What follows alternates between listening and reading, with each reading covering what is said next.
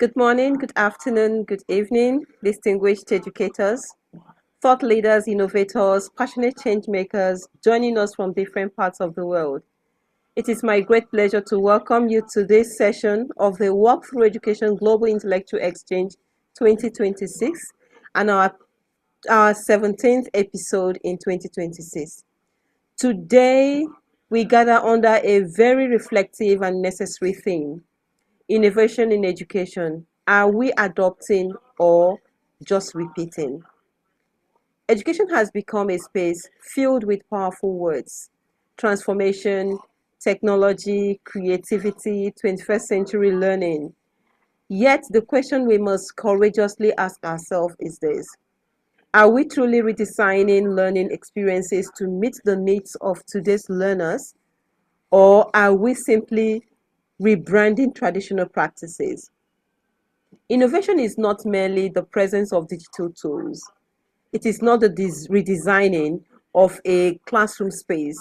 It is not the adoption of trending terminologies. True innovation challenges systems. It shifts mindsets, it improves outcomes, and responds to the context. And most importantly, it centers on the learner. So as educators, we carry a profound responsibility. The world is changing rapidly: artificial intelligence, global collaboration, sustainability demands, evolving job markets, and our classrooms must not be echoes of the past. They must be laboratories for the future. We have to join the trend.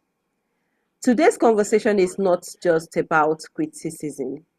It is about reflection, it's about accountability, and about growth. So let us listen deeply, speak honestly, and let's question boldly.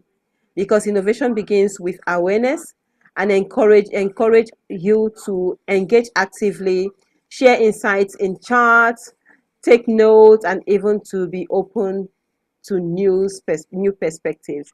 So with that, I officially declare this intellectual exchange open, and I'm going to be welcoming our first speaker for today. Just a minute, I need to sort out who came in first. All right, so I'm going to be welcoming our first speaker for today, Ambassador Nalini Astana, sorry, as she takes over the virtual floor and responds to the question. Please, I need to get your question quickly. Okay, she's going to be responding to the question: are we embedding action-based learning in sustainability education? The floor is yours. Uh, Thank you so very much. But I would like to be the second. As always, my opener is nobody else, Kamal sir. So Kamal sir should be the opener as always. Okay, Thank, actually, what I thank, do is that I follow the way we came in so that I won't make mistake in calling people. I know. So that was why. I respect the dignity you have given to me, but I want to pass on the same dignity to my fellow being, none other than Okay. Kamal sir. All right, let me great go sister. back to his question. Let me go back to this question. Great. Yes, Mr. Kamal, I was actually expecting to see his name first, and when I opened it, I saw Nalini. I said, "Wow!" All right, and Mr. Kamal, the floor is yours. I'm trying to get your question. I need to go up to get your question. All right, all right. You can go ahead with your response. I'm trying to Thank you. that I won't just waste your Thank you, time. ma'am. Thank you. Thank you very much. Good evening. Namaste, Namaskar, and Sat Sri Akal. Salaam Alaikum from my side and from India. And respected Gloria ma'am, our respected Nalini ma'am, our respected Nallam sir, Yala ma'am, and Govinda sir, and all the great speakers and panelists of this window. Thank you very much, Gloria ma'am, and thank you very much, Nalini ma'am. You are really a great sister. Salute to you. Salute to you. Thank you. Thank you very much. So I have to speak because without wasting any single moment, so I have to speak on my topic, questions.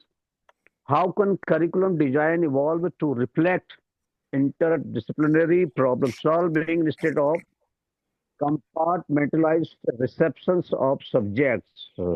I think curriculum design must move beyond teaching subjects in isolation in rooms and instead focus on solving real life problems that connect many fields. In today's world, challenges like climate change and poverty and health issues and technology cannot be solved by one subject alone. And they require knowledge from science, math, social studies, language, even art. So that is why curriculum must evolve. We are required to keep some points in our mind regarding this matter. Point number one is schools can design learning around themes or real world issues instead of separate lessons, separate chapters. And this will help students see connections. The second point is project based learning should replace rote memorization. So when students work in teams to solve problems, they develop creativity, critical thinking, and communication skills. And third point, teachers from different subjects can plan lessons together. And this collaboration models interdisciplinary thinking for students. Assessments methods should also change. And instead of only written exams, students can present project, research finding, or practical solutions. An interdisciplinary curriculum prepares learners for real life, not for exams. It builds flexible thinkers who connect ideas, adapt to change, and work together. The conclusion I would like to say education should not divide knowledge into boxes. It should unite knowledge to solve problems and build a better future. Thank you. Thank you very much. Thanks a lot to everybody. I think I have kept my time. Thank you. Thank you. Thank you. Thank you. Thank you very much, Ambassador Kamal. Indeed, Thank you. real world challenges do not arrive labeled. Sorry, I need to shut this down. So thank you for that Thank you. Thank amazing response to your question. When curriculum integrates discipline around authentic problems, we prepare learners for complexities. Innovation lives at the intersection, not at the isolated solos. Thank you very much. Thank you. We appreciate your presentation. thank you. And I'm Thank, going to move over thank to Ambassador Nalini. So Nalini, over to you as you continue with your question. In environment and sustainability education, are we embedding action-based learning or are we repeating theoretical awareness without impact? Over to you, Ambassador Abs- Nalini. Thank you, sweetheart. Thank you so very much. And I'm really blessed to talk about this. Here, my 3 decades of experience is giving me more and more power to talk about this. Definitely, innovation in education. Are we really adopting it or just repeating in the sense that education today frequently speaks about language of innovation, but an important question still remains in our hearts, in our minds, that are we really truly innovating it, or are we simply repeating old practices with new labels? So here, with if I'll talk about, from for decades classrooms followed a traditional model of teacher speaking, student listening. But now we have flipped the classroom, and now the classrooms are student centric, and we are ensuring, especially in Indian scenario I am witnessing wherever I am going, that teachers are trying their level best to make it student centric instead of teacher centric. And now the students are the owners of their own learning. They know how to work on it. Instead of teacher giving lectures, they are trying to flip the classroom. They are trying to make it question based. They are trying to make the children, the researchers and the scholars to find out their own findings and come up with that, where they are modifying it, helping them to understand it in a better way. So one example is that. Then the other example which I am talking about is about AI supported personalized learning. Definitely, very true. The innovation has brought that in a very good manner, and we during the pandemic have learned, I think every individual educator around the globe has learned how to use the tools or the innovations which is around us, and we are trying to utilize it in the best manner. I have given you some examples last in my last webinar also, that how Maharashtrian teachers have learned it, and through on a keypad mobile also. So they, that change is bringing the change in our learning and teaching system, and that is very well collaborated with the traditional system. So we are not leaving the tradition, the good practices of traditional system, but we are simultaneously trying to generate the best practices or the new invention also in that, and children are the best users of that. Then the third and the most important is that we are trying to make it experiential, and I every time advocate about experiential learning within the classroom. If experiential learning is happening, it will remain forever. There we don't need any rote learning. If rote learning was happening, I am the culprit, I am the victim of, I will say, the victim of rote learning. I don't remember what I have studied in grade 9th or grade 10th or whatever, but I, my children till date, they remember that what they have done. So the real innovation in education is not merely adopting tools, but transforming the mindset from teaching to learning. Even both are learning, teacher and the student, and from memorization to critical thinking, collaborative learning, and from competition to beautiful collaboration between student and teachers. Thank you so very much for giving me the opportunity, and I feel this is one of the biggest topic. Instead of we simply saying that we are repeating, we are not repeating, we are e- evolving. We are evolving ourselves. Thank you so much. Absolutely, absolutely. Thank you very much for that amazing response. Awareness without action is repetition. So, innovation in sustainability education must move students from discussion to demonstration, projects, community engagement, and measurable impact. When learners practice stewardship, not just study it, innovation becomes visible. Thank you very much for that brilliant response. I appreciate. And I'm going to be moving over to our next panelist for today, Ambassador Yala Padmaja, and she's going to be responding to the question, what do we empower young learners to become? How do we empower young learners to become innovators themselves rather than conforming to repetitive academic expectation? Over to you, Ambassador Yala. Thank you, ma'am. Good evening, respected Gloria ma'am, Rania ma'am, and Kamal sir, Sarika ma'am, Nalli ma'am, and all the outstanding speakers of this platform.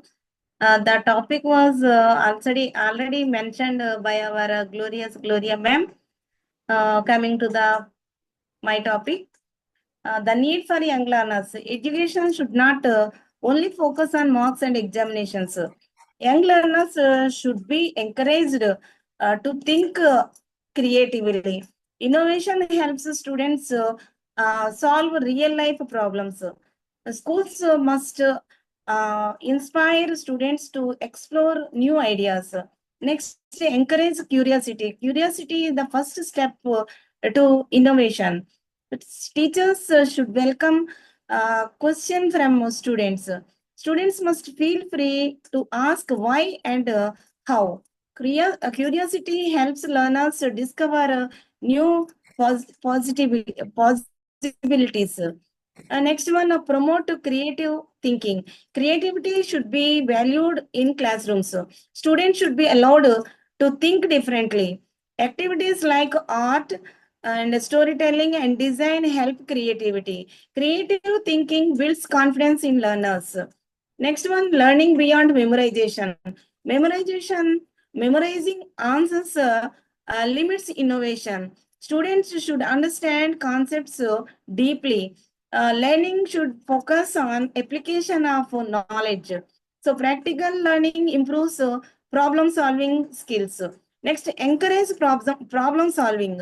Students should learn to identify problems around them. Teachers can give real life challenges to solve. Group discussions help students find different solutions. Problem solving builds innovative thinking. Next, use technology and modern tools.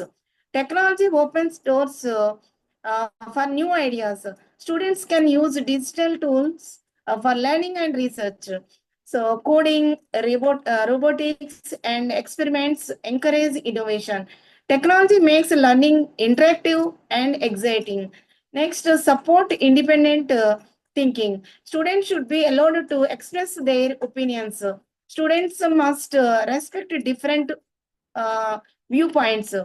Next, encourage collaboration. Innovation often happens through teamwork. Students should work together on projects. Sharing ideas leads to better solutions. In conclusion, education should nurture creativity and innovation. Young learners must be encouraged to explore ideas. Schools should create supportive learning environments. By empowering students today, we build innovators for tomorrow. Thank you, ma'am. Thank you for giving me this wonderful opportunity and listening to me. Thank you very much, Ambassador Yala, for that amazing response that you've just given. Indeed, when children are naturally curious, if you know, and innovation flourishes when we protect curiosity rather than standardize it, making them to follow a particular routine. So, providing choice, encouraging inquiry, and celebrating creative risk taking nurtures innovators instead of compliant learners. Thank you very much. Thank you. We appreciate you. And I'm going to move over to our next speaker for today, Ambassador Nalam, as he responds to the question in higher education, how can research and innovation ecosystem move beyond academic publication circles to real societal impact? The floor is yours, sir. First, I am very thankful to Global CEO Gloria ma'am and all the speakers on the screen. My topic is very essential and important topic for future generation. In higher education, research and innovation ecosystem can move beyond only producing academic publications and instead create a real society impact by connecting knowledge with practical solutions. So in this connection, community engaged research is must. Universities and colleges are also closely with the local communities, schools, industries, and also governments. When research is based on real community problems, that means everyone is learning with practical knowledge. Uh, Translating research into practice, research should be not remain only in journals. Universities can convert them into policies to and also tools, technology, and training with the help of STEM system. Industrial Indian collaboration, complex social problems cannot be solved by one field alone. Collaboration between science, technology, and also social studies and humanity, that means STEM system helps and practical solutions. Innovation of entrepreneurship is very important. So nowadays, every college and every university is collaborating with new systems. Uh, So in this connection, in our India, Inspire Manic is one of the most familiar system is developed in schools with the help of that means the main motto is bring up the internal the talents from the students. So that is the most important innovation in our India. Partnerships and industries and government. So strong partnership along universities to apply research to real world challenges. That means everyone is helpful to our country. So in our world, every country is depends on agriculture. So every problem related to education and also cultivation, open knowledge sharing, making reach open access, public lecturers and workshops and also digital platforms help communities. So impact-based evaluation is must. University should evaluate research not only for number of publications, but also by social impact. It is very important. Students involved in real life projects. So students should participate in field projects, in entrepreneurships, and problem solving innovations to help them become innovations with who contribute the society early in their own careers. So I conclude that when universities and also the colleges integrate research with the community needs, innovations, collaborations, and real world applications. It is my opinion, ma'am. Thank you for this giving opportunity. Thank you, ma'am. Thank you very much, sir. Thank you for that amazing response. Innovation is incomplete if research remains confined to journals. When knowledge translates into community solutions and policy improvement, education fulfills its social contract. So impact must extend beyond citation count. Thank you very much. Thank you. We appreciate your presentation. Thank you, sir. And I'm going to move over to Ambassador Faisal Khan as his response to the question, what role does digital transformation play in redefining classrooms, and how do we prevent technology from becoming a modern version of traditional lecturing? Over to you, sir. Thank you, ma'am. Thank you. Good morning and good evening, everyone. Today, I would like to speak about the role of digital transformation in defining classroom and how we can ensure that technology truly enhance learning rather than simply replacing traditional lecturing. Right? Digital transformation has the power to completely reshape education with access to online resources, interactive platforms, and global information. Physical walls or textbooks no longer limit classrooms. Students can explore ideas through videos, simulations, collaboratives, tools, and real time discussions with people from around the world. Technology can make learning more engaging, personalized, and accessible for every student, right? Uh, uh, However, simply adding technology to the classroom does not automatically improve learning. If teachers only use slides, recorded lectures, or one-way presentations, technology becomes just a modern version of the traditional lecture. In that case, students remain passive listeners rather than active participants, right? To prevent this, we must shift our focus from technologies and itself to how it is used. Digital tools should encourage interactions, creativity, and cultural thinking. For example, students can work on collaborative projects, participate in online discussions, create digital presentations, or use educational apps to solve real world problems. In this way, technology becomes a tool for exploration rather than just a platform for delivering information. So teachers also play a curricular roles in this transformation. Instead of being the sole source of knowledge, Teachers become facilitators who guide students in asking questions, evaluating information, and applying what they learn in meaningful ways. So, in conclusion, digital transformation should not simply digitize old technique teaching methods. Instead, it should inspire new ways to learning that empower students to think independently, collaborate effectively, and prepare for the challenges for the modern world. So thank you, ma'am. Thank you so much. Thank you. Thank you very much, Ambassador Faisal Khan. Indeed, digital transformation should redesign learning spaces into interactive ecosystem, just like you said. If students remain passive while screens dominate the room, nothing has changed. But when technology amplifies voice, creativity and other things become stable. Thank you very much. Thank you. We appreciate your presentation. Thank And you, I'm ma'am. Thank you so much. You're welcome. And I'm going to move over to Dr. Sarika Kumari as she responds to the question, how can schools balance tradition and innovation without losing cultural identity while still embracing progressive methodology? Dr. Sarika, are you there?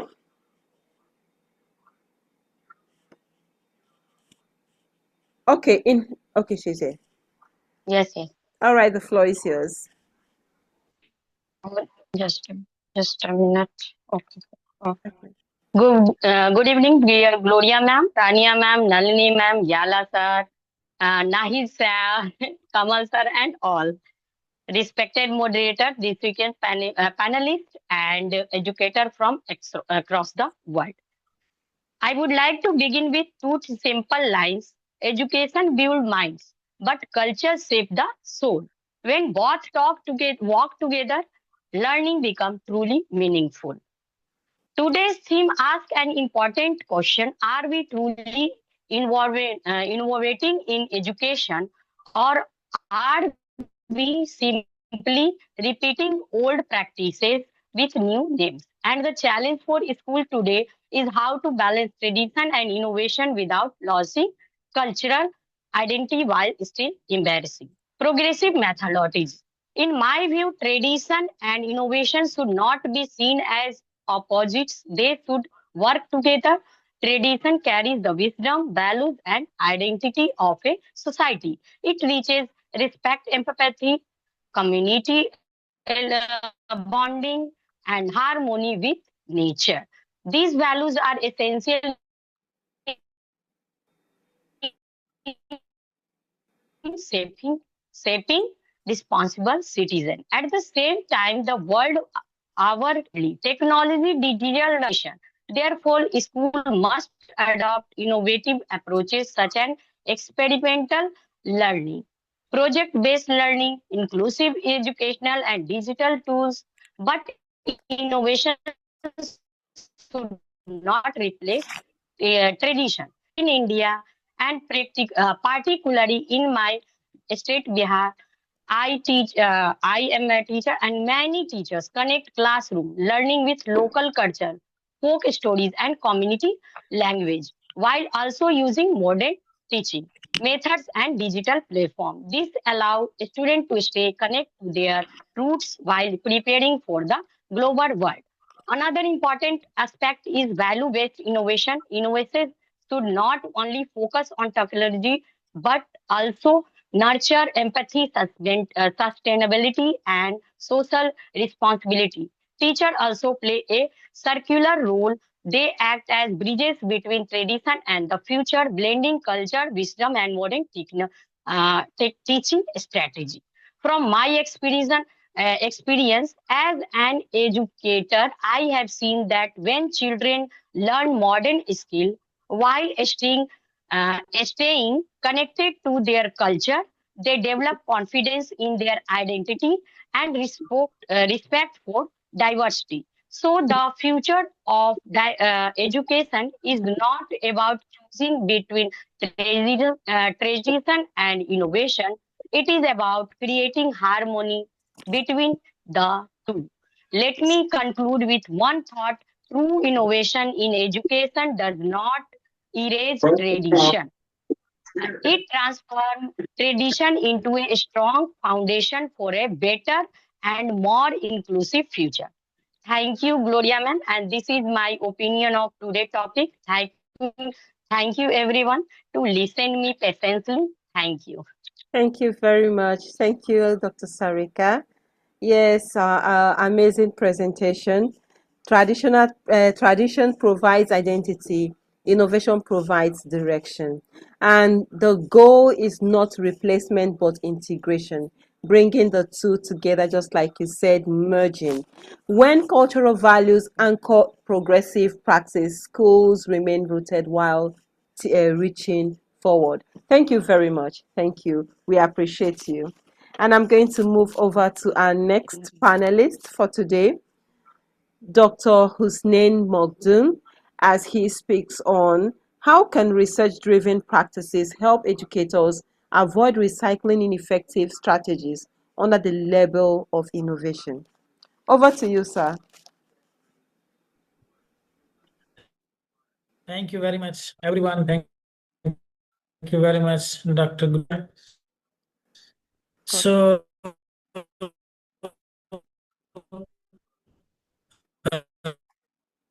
research-driven practices act as a compass for enhancing of outdated strategies. In education, it may actually be an old method with a modern label. Research helps us break.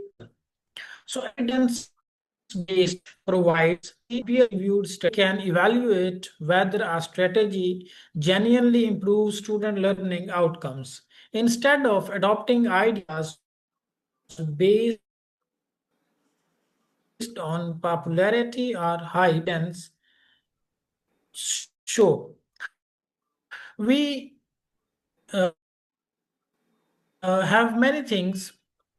So there is an evidence which has this approach been tested across diverse contexts. This shifts innovation from opinion to research encourages reflective practice. Educators who engage with research constantly question and analyze their teaching methods. They compare classroom results with proven findings, allowing them to refine strategy than repeat. In this way, innovation is and thoughtful, not superficial. Research promotes accountability and measures impact. When practices are implemented with clear indicators of such as improved engagement, critical thinking, and academic performance, educators determine whether a method is truly transformative or education ensures that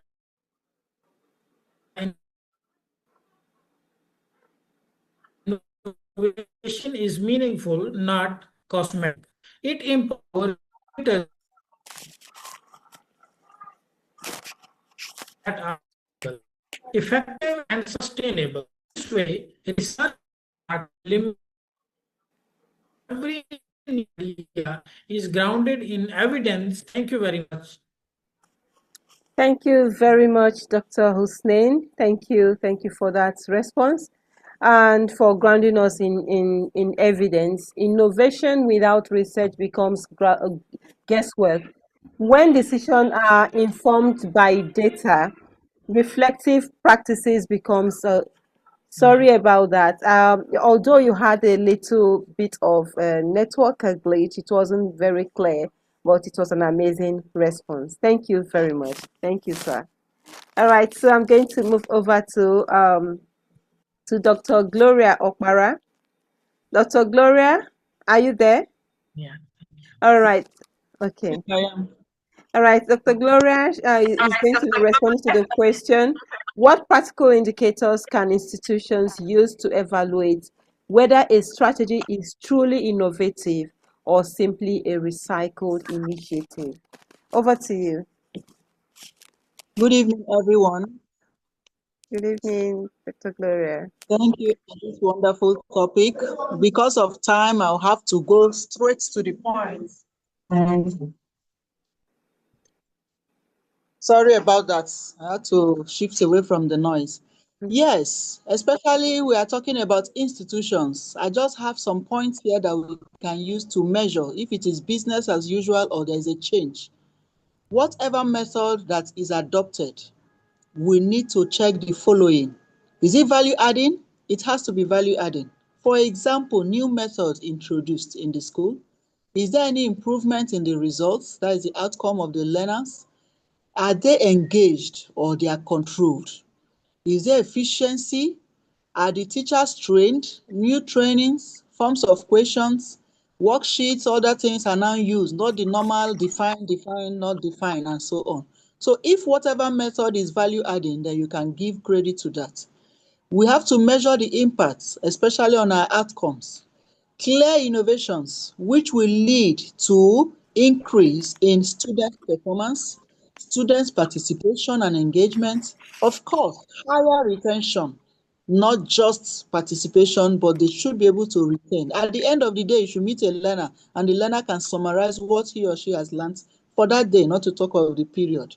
And how do they complete their task? You have to measure the rate of completion. There should be change in the structure. Structural change, very vital.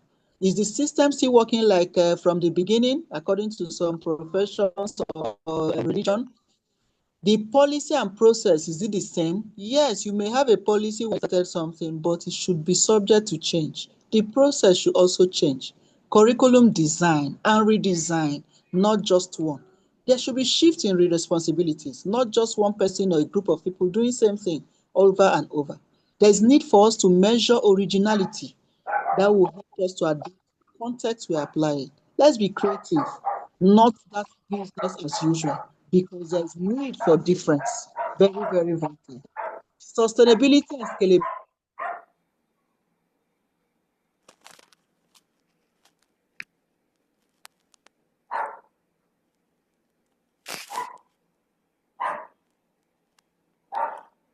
I guess it's her network. Dr. Gloria? Okay. Yes.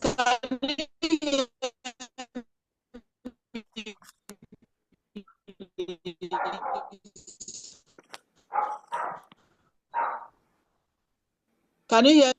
Yes, we can hear you now.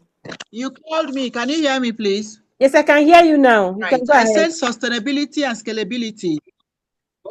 Okay, long-term funding, trainings, expansion plans. For example, a school with no branch, you should plan accordingly so that you expand because there is need for proximity to some people. Because of time, there is need for feedback. It is very essential so that the stakeholder can know how they can engage more. And ownership should be something that collaboration and co-creation should be, not just instruction from top to bottom. Learning and continuous improvement for everyone, including learners, owners, and teachers, because pilot testing is necessary so that you can redesign your strategy and monitor and evaluate properly. So in summary, because of time, we are checking the following to know when we are improving. Originality, you have to measure your impact, you have to check your change in the system, sustainability, the engagement of the stakeholders, continuous structure, that is very vital, value adding, relevance to the society. Thank you very much for the time. Thank you so much. Thank you very much, Dr. Gloria. That was an amazing response. Authentic innovation produces measurable learner growth, improved engagement, and sustainable outcomes. And you also added that if impact shades off once funding ends or leadership changes, it was a project, not a transformation. So thank you very much for that. Thank you. We appreciate you. And I'm going to move over to Ambassador Vivian Aya as she speaks on what leadership qualities are essential to break institutional patterns of repetition and foster a culture of experimentation and growth. Over to you, Ambassador Vivian. Good evening, everyone. Good morning. And thank you for this opportunity. I'm just going to go straight to the point because of You're time. I'm welcome. just stepping out of the office. Thank Okay, you. for leadership, I'm going to focus on the first one, which is the essential of leadership quality.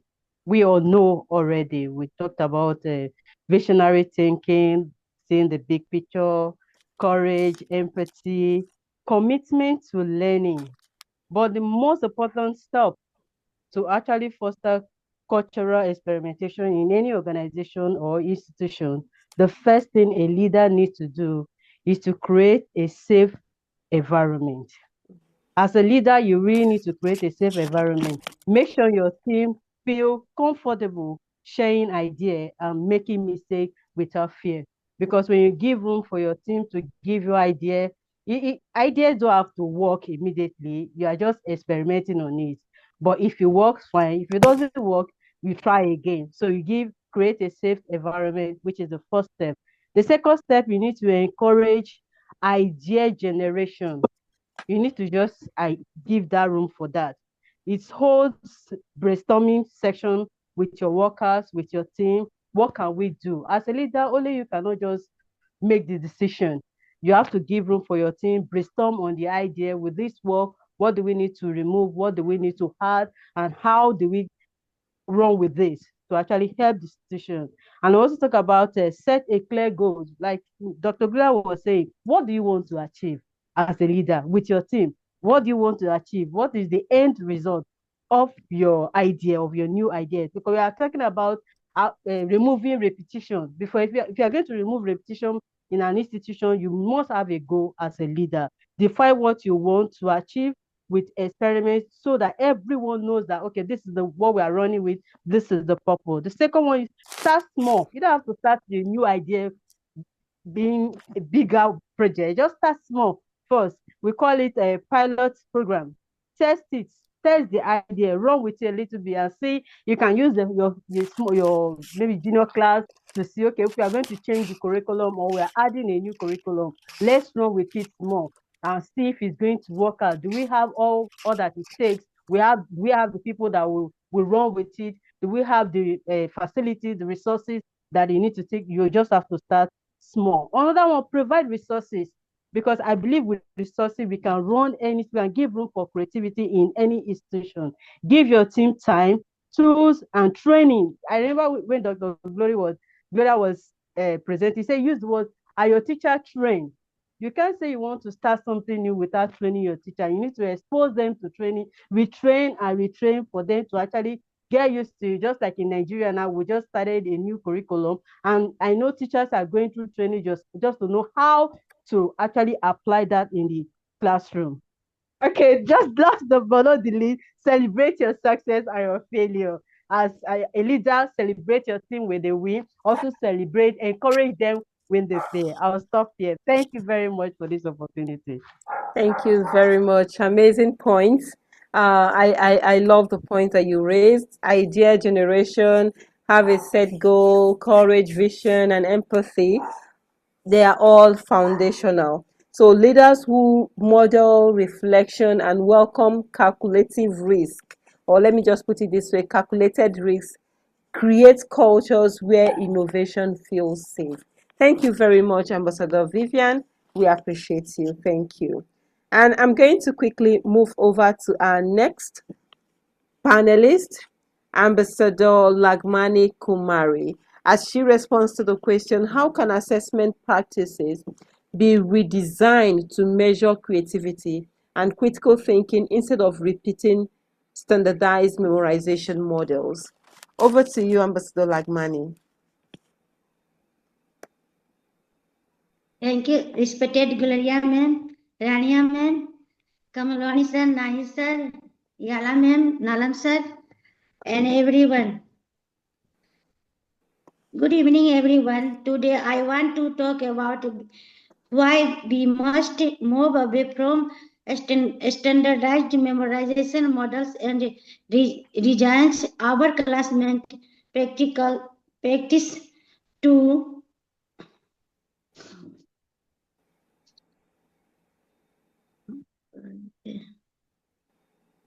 design our assessment practice to truly measure creativity and critical thinking. In a world where facts are available at the click of button, we need to stop testing what students know and start testing how the is the knowledge. This transformation requires value the learning process as much as the final result. We can achieve this by implementing world open world problem and authentic performance based tasks that have no single right answer by incorporating process genre, methodology, reflection, and protocol based evaluation. We can move believe simple recall to equations measure of a student ability to think and create. Elementally, our goal into bridge the gap between the classroom and the real world. Transformation a student from mere data bank into achieve innovative problem. Solve how are ready for the challenge of the future. Thank you, ma'am. Thank you very much, Ambassador Lagmani. Thank you very much for that. Assessment defines what we value. If we test recall, we reproduce repetition. But when we access critical thinking, collaboration, and innovation, we signal a new priority. Assessment reform is innovation reform. Thank you very much, Ambassador Lagmani. Thank you. We appreciate your presentation. Thank you very much. Thank you, ma'am. You're welcome. So I'm going to move over to Professor Dr. Suraya Bano as she responds to the question, what mindset shifts are necessary among educators to transition from routine teaching habits to innovative instructional leadership? Over to you, Professor Suraya Banu. Very good evening. This is Dr. Suraya from India. Transitioning from routine teaching to innovative instructional leadership requires educators to shift from a mindset of compliance, control, and content coverage to one focused on empowerment, adaptability, and deep learning. Here are the essential mindset shifts for educators from teachers as expert to teacher as designer and guide. Shift moving away from being the soul showing a facilitator who designs engaging student centered learning experiences. Actions shifting from delivering content to coaching curiosity and fostering purpose driven learning. Perspective viewing the classroom as a laboratory for experimentation rather than a lecture hall focusing on student agency. Number two, from control to empowerment and agency. Shift moving from a rigid authoritarian classroom management style to one that encourages student ownership and autonomy. Action creating conditions where students make meaningful choices and make responsibility for their learning. Perspective shifting from I must manage everything to trusting students and fostering their independence. Number third, from fixedness to flexibility and adaptation. Shift moving from rigid one size fits all lesson plans to flexible responsive pedagogy. Action using data to drive decision making in real time, adapting to students' needs rather than strictly adhering to a preset curriculum. Perspective embracing mistakes as a necessary part of the learning process for both student and educator. Number four, project was product to process and growth. Shift Shifting focus from high stakes testing grades and compliance to student understanding, skill development, and personal growth. action utilizing formative assessments, portfolios, and qualitative feedback to measure progress rather than just final summative grades. Perspective viewing success as a non-linear personal story of improvement for each student. Number fifth, from individualism to collective responsibility. Shift moving away from working in isolation to a collaborative culture. Action engaging in peer coaching, professional learning communities, and sharing best practices. Perspective viewing all students as our student and collaborating to solve problems or practices. Now, I conclude growth mindset believing that abilities can be developed through efforts. Risk taking, being comfortable with trying new approaches even if they fall, self reflection, continuously analyzing personal teaching practices, resilience, persevering through challenges. These shifts all educators to move from simply teaching to leading a transformative and sustainable learning environment. Thank you, ma'am. Thank you very much, Professor Suraya Bano. Yes, indeed, the shift from control to curiosity is essential. So, innovative educators are lifelong learners willing to experiment and reflect. When we embrace adaptability over routine comfort, transformation becomes possible. Thank you very much, Professor. We appreciate your presentation.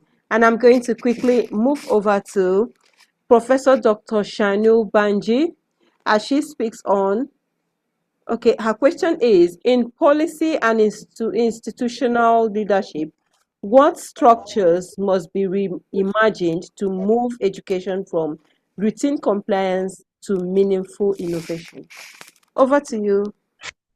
Thank you, Dr. Gloria, for giving me this opportunity. We are basically talking about skills, attitudes, and behavior necessary to thrive in the ever changing and complex world. It's a transformative lens through which we can reimagine our education system is future ready. We basically are talking about the 6 C's, namely the character, citizenship, communication, collaboration, creativity, and critical thinking. Moreover, there is a need to, according to the global adoption of the 2030 agenda of the framework, should be reinforce the connection between the SDGs through holistic life course approach, starting from early child care to primary to secondary to technical and vocational education to tertiary and adult education.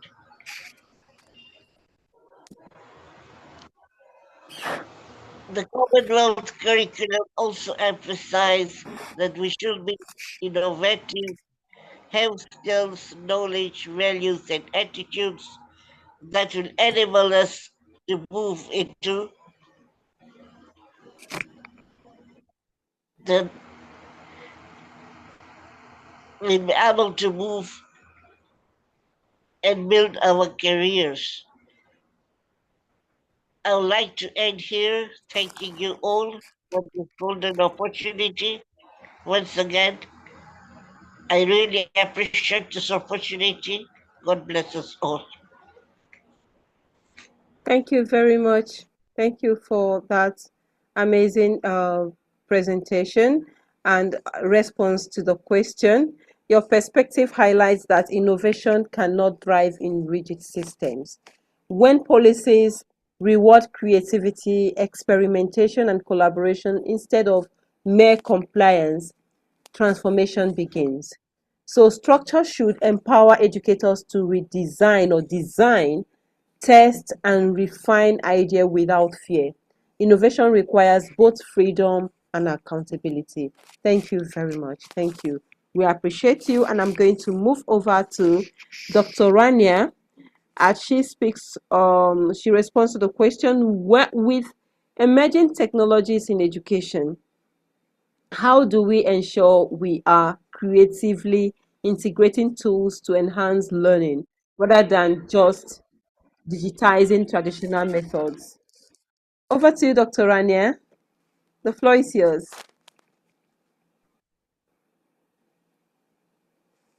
Dr. Rania, are you there?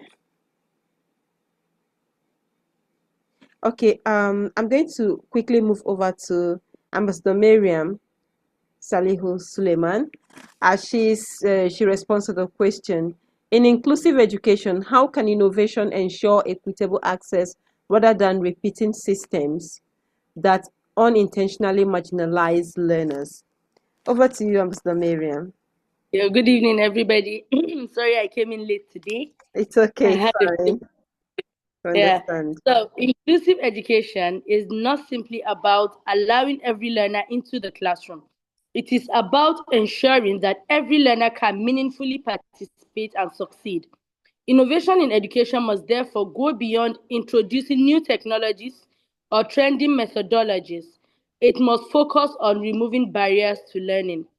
First, innovation should begin with understanding learner diversity. Sorry, excuse me, Farouk Susu. Sorry, innovation should begin with understanding learner diversity. Students come with different cognitive abilities, different cultural backgrounds, learning speeds, and emotional needs. If innovation does not take differences into account, we risk repeating the same traditional systems that privilege only a few learners while marginalizing others. Secondly, innovation should prioritize flexible teaching approaches. Strategies such as differentiated instruction, universal design for learning, flipped classrooms, and technology assisted learning allow educators to present content in multiple ways. This ensures that students who learn visually, audibly, socially, or through hands on activities all have opportunities to engage with the material. Thirdly, technology must be used thoughtfully. Digital tools, AI, and assistive technologies can bridge learning gaps by providing personalized learning pathways, translation tools, speech to text support, and adaptive assessments. However, if access to these tools is unequal, innovation can unintentionally widen existing educational gaps. Finally, true innovation requires a shift in the mindset amongst educators and policymakers. Instead of asking, how do students fit into the system? We should ask, how can the system adapt to support every learner? When policies, teacher training, and curriculum design reflect these mindsets, innovation becomes a tool for equity rather than repetition. In essence, innovation in inclusive education succeeds when it expands access, values diversity, and intentionally designs learning environments where every student is seen, supported, and able to thrive. Thank you very much. Thank you very much, Ambassador Miriam. Indeed, innovation that excludes is not innovation, it is Yes. privilege. So equity must be embedded in design. When accessibility, differentiation, and inclusion shape strategies from the beginning, system becomes transformative for all learners. Thank you very much, Ambassador Miriam. Thank you. We appreciate you.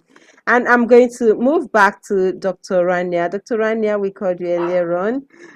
Welcome back. So, Dr. Rania is going to be responding to the question, with emerging technologies in education, how do we ensure we are creatively integrating tools rather than just digitizing traditional methods?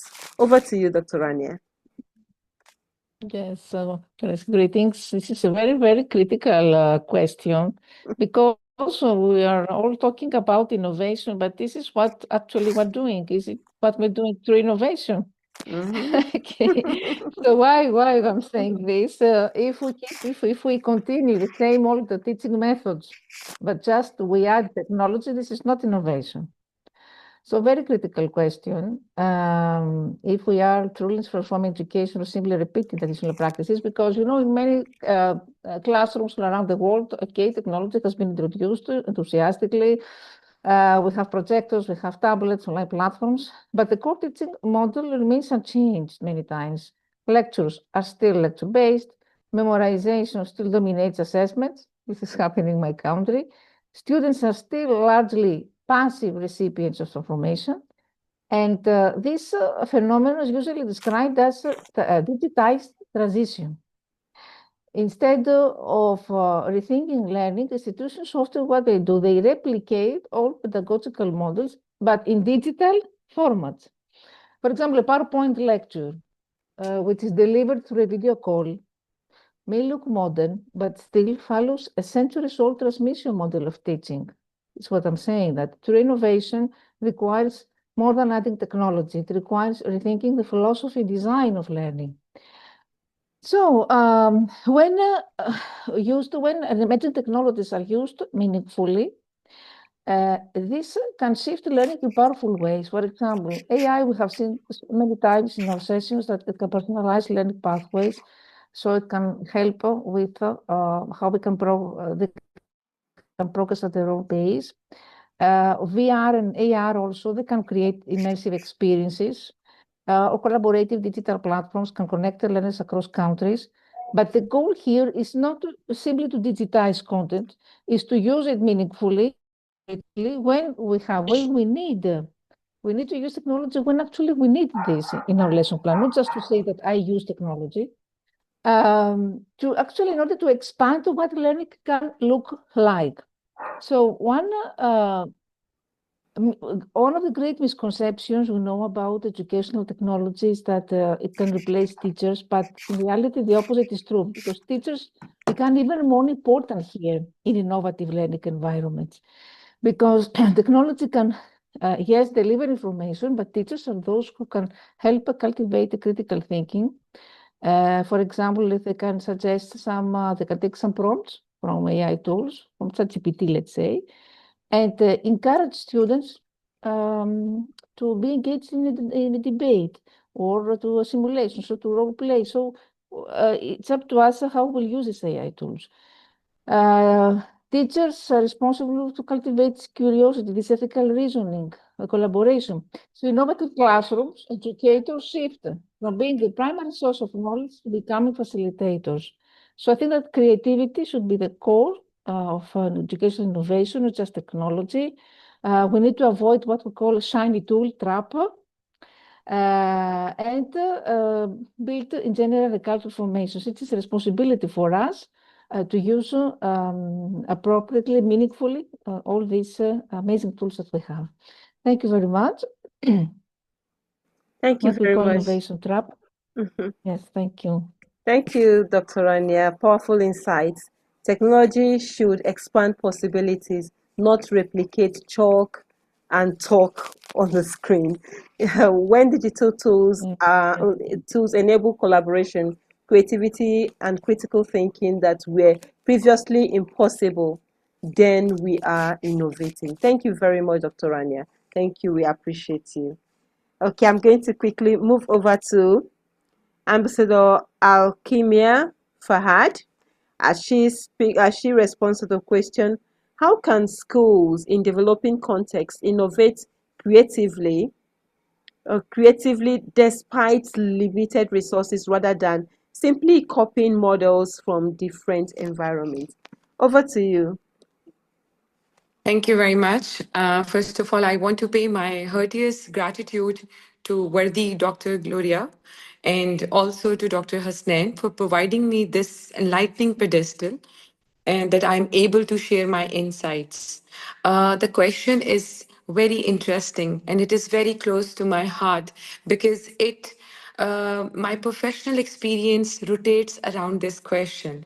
This question has two main sections. One, it is about developing contexts, such schools which are in a struggling phase with limited resources. And at the same time, the question rises whether they should simply copy models from different environments or what they should do otherwise. So, schools in developing contexts can innovate meaningfully by building on their own realities, strengths, and constraints instead of copying models from wealthier systems. So how we can have that? Number one, we can have design around local needs. For example, multi-grade classrooms in rural areas where one teacher effectively teaches different subjects. We can ensure it at till the primary level, and then we can use the community knowledge, inviting local farmers or artisans or experts to teach practical skills linked to science and other vocational subjects. Then at third stage, we can adopt low cost innovations using recycled materials so that we can create the ease. Then at number 4, we can empower teachers to adapt curriculum and which they can modify as per the local examples and real world instances. Then we can also build local partnerships with nearby mentorships for real world learning opportunities. Last but not the least, technology. Dr. Rania has already deliberated over that. So this very technology must not be, making the concepts and learning intricate or arduous. It should be for the ease. A simple, direct lecture or discussion with your pupil can make him more, learner than any so-called PowerPoint or any other tools. So with the last leaf falling, such approaches which I have mentioned may ensure innovation as well on the ability to meet the needs. Thank you very much. Thank you very much. Amazing. Your insights show us that innovation is not resource dependent. It is mindset dependent, and that creativity thrives under constraints.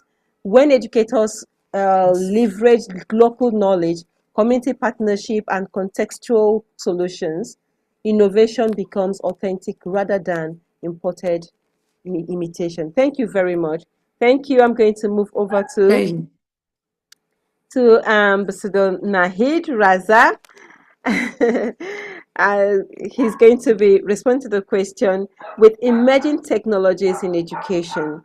How do we ensure we are creatively integrating tools to enhance learning rather than just digitizing traditional methods? Over to you. My sincere gratitude to Gloria ma'am for empowering us through multitudes of insights from this galaxy of shining educational stars. So it is a very good question. Emerging technologies like AI, VR, AR, and adaptive platforms are integrating seamlessly into education tools to deliver personalized, immersive, and collaborative learning experiences. These integrations address diverse learner needs while overcoming traditional barriers such as access and engagement. AI powers intelligent tutoring systems and adaptive platforms that analyze students' performance in real life, adjusting content difficulty and providing instant feedback. VR and AR creates immersive simulation for subjects like science and history, integrated into LMS for virtual labs that boost retention by up to 75%. Technology is combined via AI enhanced VR for responsive environments, open APIs linking LMS with SIS and HR systems, and AR overlays in collaborative spaces for group problem solving. In India, platforms like Swayam and AI-driven tools support multilingual adaptive learning, making education accessible nationwide. These tools enhance personalization, motivation, and skills like teamwork with solutions like SSO integration, reducing tool sprawl, and UDL, ensuring inclusivity. Challenges such as connectivity are tackled through broadband partnerships and device strategies. So, my sincere gratitude to Gloria ma'am again for giving us outstanding platform for our expressions, articulation, right, for everything, and that too with a smiling face. Sincere gratitude. Thank you, thank you, thank you. Thank you very much, Ambassador Nahid. You have highlighted that education must be forward-facing and that when curriculum reflects current global realities, climate change, digital ethics, intercultural competence, what have you, we move from preservation to preparation. So innovation demands that we teach students how to navigate uncertainty, not to memorize yesterday's solution for tomorrow's problem. Thank you very much. And this brings us to the end of today's session. Thank you everyone that were able to join us today. As we draw this enriching session to a close, I want us to pause and reflect. Today we did more than discuss innovation. We examined our practices. We questioned on our assumptions. We also challenged the comfort of routine.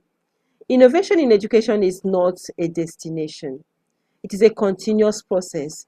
It requires courage. It requires courage to relearn, to unlearn, to experiment, to fail, and also to move forward, to redesign with intention.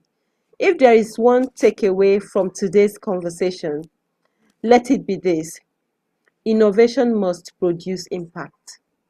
It must improve learning experiences. It must prepare students not just to pass examination, but to solve problems, think critically, collaborate globally, and lead responsibly. As we return to our classrooms, institutions, organizations, may we ask ourselves regularly, am I transforming learning or am I repeating tradition in a modern wrapper? Let today not just end as a discussion, let it become a commitment. I extend my heartfelt appreciation to all the panelists for their depth and clarity, to our audience and everyone that joined us today. I truly appreciate you. You are all welcome. And together we are not just talking about educational change, we are shaping it. Thank you for being part of this global learning community. I appreciate you and have a good night's rest. And before we leave, please, let's turn on our camera so that we can take our pictures.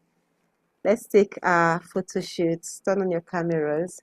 We're going to still use our emoji. Use the heart emoji. After the count of 5, please turn on your camera if it's possible.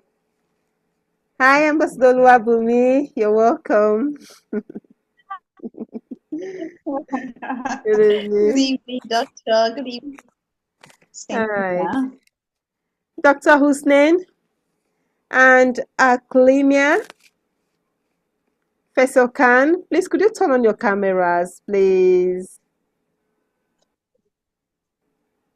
All right. After the count of 5, 1, 2, 3, 4, 5. Let's go with our heart emojis.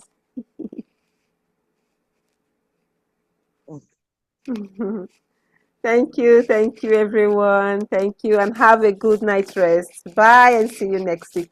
Actually, we're going to be celebrating our women on Sunday. We're going to be celebrating our women on Sunday, so the information will be passed on to the platform. We're going to still use the same link the same link that we used today. So please feel free to join us. Same time, but on Sunday. So the information will be passed on. All right. See you. Bye. Good night. Bye. Good night, everyone. Good night. Bye. Good night. Bye. Good night. Bye. Bye. Bye.